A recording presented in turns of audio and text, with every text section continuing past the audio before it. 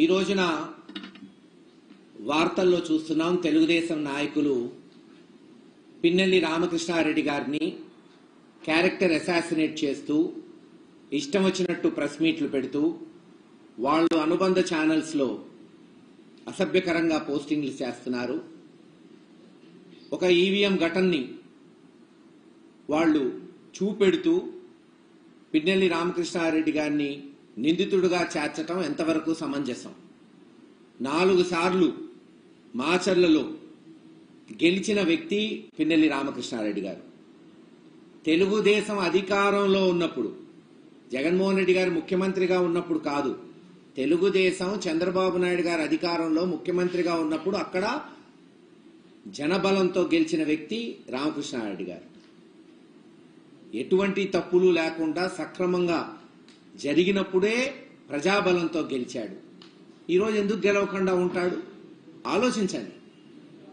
ఈ రోజున ఒక ఈవీఎం వీడియో తీసుకొచ్చి పిన్నెల్లి రామకృష్ణారెడ్డి గారు ఇరగ్గొట్టాడు, ఆయన తప్పు చేశాడు అని ఎత్తు చూపుతున్నారు. సరే, ఆ ఘటన పక్కన పెడదాం. ఎలక్షన్ కమిషన్ వారు దాదాపు 7-8 చోట్ల ఈ ఈవీఎం మెషిన్లు ఇరగ్గొట్టారు, వాళ్ళ మీద కేసులు పెట్టాము అని చెప్తున్నారు. మరి ఆ వీడియోలు ఎందుకు బహిర్గతం చేయట్లేదు? ఎందుకు ఒక్క వీడియోనే బయటకు వస్తుంది? ఎందుకు తెలుగుదేశం ఇరగ్గొట్టిన వీడియోలు లేదు? అన్ని ఏది అయితే కంప్లైంట్స్ వచ్చినాయో, ఇటు వైఎస్ఆర్సీపీ తరఫున కావచ్చు, అటు టీడీపీ తరఫున కావచ్చు, ఎందుకు ఆ వీడియోలు మీరు బహిర్గతం చెయ్యరు? అసలు వీడియో కెమెరాలు పెట్టింది ఎందుకు? బూతుల్లో ఏమన్నా తప్పులు జరిగితే తెలుసుకోవడానికి. ఆ తప్పులు జరిగినాయని గత 10 రోజుల నుంచి ఘోషిస్తున్నాం వైఎస్ఆర్సీపీ నాయకులు. ఉదాహరణకి పోనీ మాచర్ల నియోజకవర్గమే తీసుకుందాం. తుమ్మూరుకోడు గాని, వెల్దుర్తి గాని, చింతపల్లి గాని, వేపకంపల్లి గాని, ఒప్పిచెర్ల గాని రిగ్గింగులు జరిగినాయి. అక్కడ ఏజెంట్లను లాగేశారు, క్లియర్ గా కనపడుతున్నాయి. ఈరోజు కొంతమంది వైఎస్ఆర్ నాయకులు ఆ వీడియోలు చూపెట్టారు.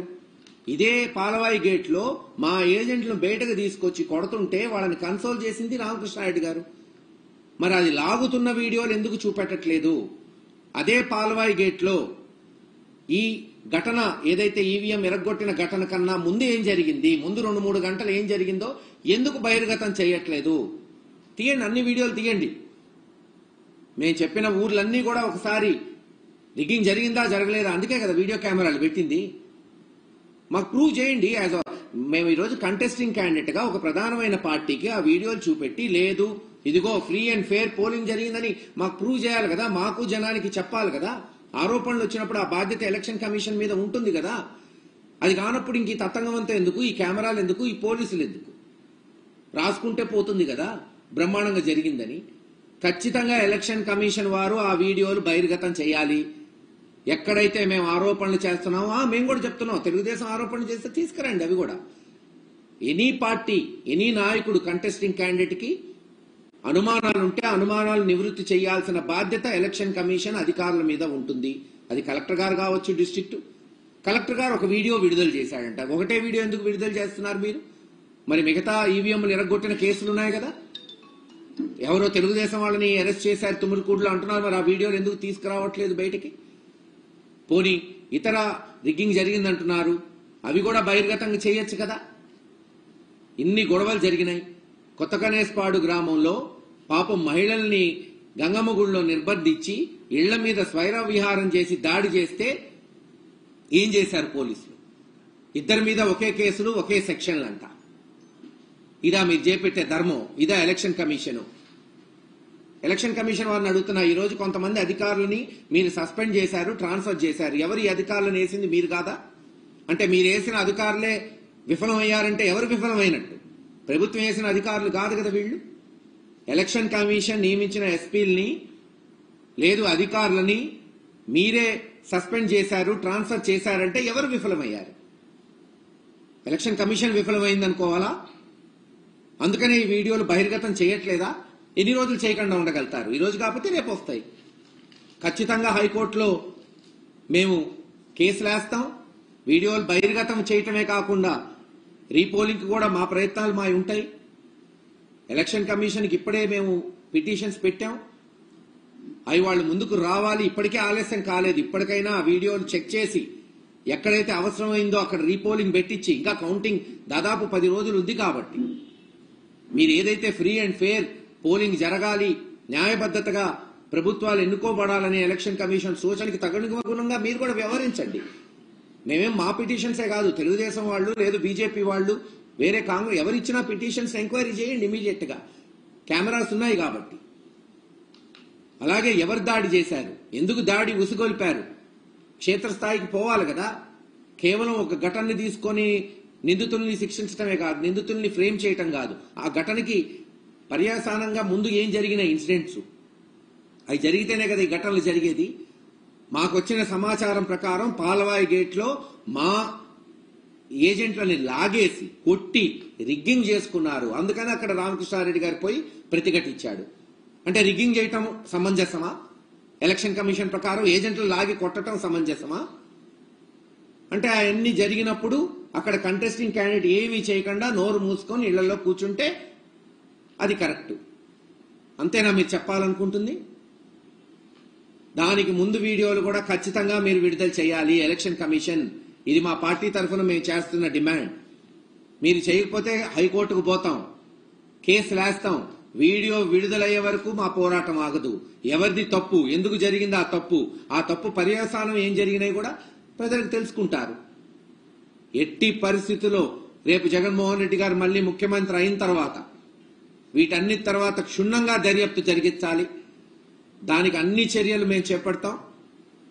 ఏది ఏమైనా రామకృష్ణారెడ్డి గారి గెలుపు ఎవరో ఆపలేరు. మాచర్లలో ప్రజా బలంతో అతను 4 సార్లు గెలిచాడు, 5వ గెలుస్తాడు. ఈరోజు ఏదో ఒక 4-5 అఫీషియల్స్ ని మేనేజ్ చేసి దొంగ వీడియోలు లీక్ చేసి కేసులు పెట్టినంత మాత్రాన భయపడే వ్యక్తులం కాదు. చాలా చూసాం ఈ ప్రాంతంలో రాజకీయాలని. ఖచ్చితంగా ప్రజాస్వామ్య పద్ధతిలో ముందుకు పోతాం, ఎదుర్కొంటాం. ఇంకా తెలుగుదేశం చెప్పే శ్రీరంగ నీతులు అంటారా? చంద్రబాబు నాయుడు గారు చెప్పే నీతులు ఎవరికి చెప్తాడు? ఇదే నసరావుపేటలో కోడెల శివప్రసాద్ గారు మంత్రిగా ఉన్నప్పుడు ఆయన ఇంట్లో బాంబులు వెళ్ళినాయి. ఆయనకు మళ్ళీ మంత్రి ఇచ్చాడు గెలిచిన తర్వాత. ఆయన చెప్తున్నాడు. ఇంతెందుకు మాచర్లలో ఇదే బ్రహ్మారెడ్డి గారు 7 మర్డర్లు వాళ్ళ బంధువుల్ని చేయలేదా? దాంట్లో ఫ్రేమ్ చేసింది తెలుగుదేశం ప్రభుత్వం కాదా? ఆ రోజు ఉన్న తెలుగుదేశం ముఖ్యమంత్రిగా ఉన్న చంద్రబాబు నాయుడు గారు ఏమనగా బ్రహ్మారెడ్డిని పెట్టి నిరూపించలే? ఆ రోజు ముందుకు పోలేదా? మళ్ళీ ఈ రోజు అతన్నే తెచ్చి క్యాండిడేట్ గా పెట్టారు. ఈ రోజు అల్లర్లకు కారణం ఇవే కదా. మీరు ఫ్రాక్షన్ నడుపుతూ, మీరు గొడవలు సృష్టిస్తూ, అక్కసుతో కుళ్ళుతో. ఈరోజు అడుగుతున్నా నేను, గురజాల నియోజకవర్గంలో కొత్తగనేస్పాడు, కేసానపల్లి, మాదెనపాడు, తంగెడ ఎవరికి మెజారిటీ ఉంది గత ఎన్నికల్లో? తీయండి. తెలుగుదేశం కాదా? ఎందుకు ఆ 4-5 గ్రామాల్లోనే గొడవలు జరిగినాయి? ఎందుకంటే కుళ్ళుతో, అక్కసుతో అక్కడున్న బీసీలు, ఎస్సీలు, ఎస్టీలు జగన్మోహన్ రెడ్డి గారికి ఓట్లేశారు. మేము అగ్రకులం వాళ్ళం, మా ఆధిపత్యం ఉన్నా సరే వీళ్ళు అటు ఓటేస్తారా, ఏం అంత ధైర్యమా అని ఇళ్ల మీదకు పోయి దాడి చేయటం ఎన్ని రోజులు చేస్తారు చూస్తాం. అది కూడా రాబోయే కాలంలో వీళ్ళందరికీ చట్టపరంగా ఎలా శిక్షలు పడాలో కూడా జగన్మోహన్ రెడ్డి గారు ముఖ్యమంత్రి అయిన తర్వాత తెలుస్తుంది. ఎలక్షన్ కమిషన్ న్యాయం చేస్తుందా అని ఆశిస్తున్నాం. కానీ జరగనప్పుడు ఎలక్షన్ కమిషన్ ఒకటే కాదు కదా, ప్రభుత్వాలు ఉంటాయి, కోర్టులు ఉంటాయి. కానీ దానివల్ల జరిగేదేంది? ఎలక్షన్ కమిషన్ ఒక విశ్వసనీయత పోతుంది. మీరు ఒక పార్టీ నాయకులు వీడియోలు విడుదల చేసి మరో పార్టీ నాయకులు విడుదల ఎందుకు చేయట్లేదు? ఖచ్చితంగా కలెక్టర్ గారిని కలుస్తాం, ఎలక్షన్ కమిషన్ ని కలుస్తాం. వాళ్ళు వెనకపోతే కోర్టుకు పోయేదే. ఆ రోజున అవమానపడేది వ్యవస్థలు. గుర్తుపెట్టుకోండి, ఒక పార్టీకి ఒక చట్టం, మరో పార్టీకి ఒక చట్టం లేదు. ఇక్కడ అందరినీ సమానంగా చూడండి. తప్పు ఎవరు చేసినా శిక్షించండి, మేమేం కాదనట్ల. అలాగే నేను చెప్పిన గ్రామాల్లో రిగ్గింగ్ జరిగిందా జరగలేదా వీడియోలు చెప్పారు కదా. ఈరోజు ఎలక్షన్ కమిషన్ చెప్పారు వీడియో రికార్డింగ్ వల్లే ఈ ఇన్సిడెంట్ బయటకు వచ్చిందని. మరి వీడియో రికార్డింగ్ లో అంతకుముందు ఏముందో ఎందుకు చూపెట్టట్లేదు? నేను అడిగేది వెరీ సింపుల్ ప్రశ్న. మేము రిగ్గింగ్ జరిగింది అంటున్నాం, జరగలేదని ప్రూవ్ చేయండి. వీడియో కెమెరాలు ఆ రికార్డింగ్ చూపెడితే అంతా కామ్ అయిపోతారు కదా, ఎవరు ఏలెత్తి చూపలేరు కదా. ఎందుకు మీరు ఆ వీడియోలు చూపెట్టట్లేదు? సబ్స్క్రైబ్ చేయండి. Please do subscribe to. Please like, share and subscribe to top Telugu TV. Top Telugu TV. Top Telugu TV.